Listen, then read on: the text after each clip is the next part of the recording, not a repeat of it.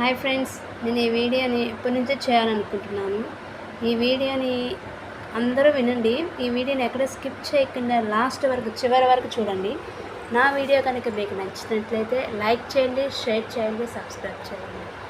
ప్రతి ఆడపిల్ల తెలుసుకోవాల్సిన విషయం, మనం పుట్టింట్లో ఉన్నప్పుడు అమ్మగారి ఇంట్లో అమ్మ మాకు అన్ని పనులు చేసి పెడుతుంది.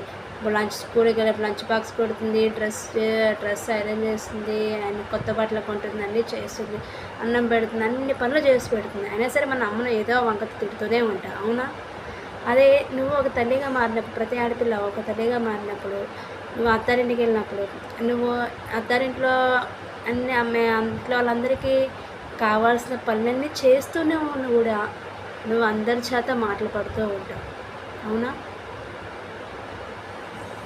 ఇలాంటివి ఒక పుట్టింట్లో నువ్వు దర్జాగా బతికి అత్తారింట్లో నువ్వు అందరికీ పని చేసి పెడుతూ కూడా అందరి చేత మాటలు పడుతూ ఉంటావు. అందుకని ఎవరినైనా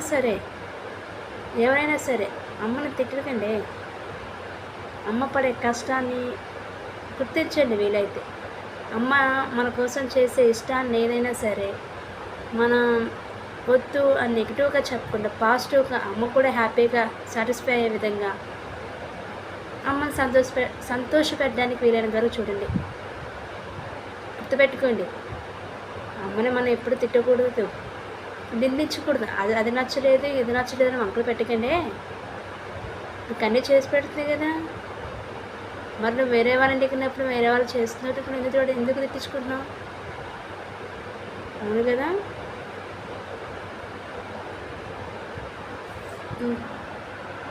థ్యాంక్ యూ.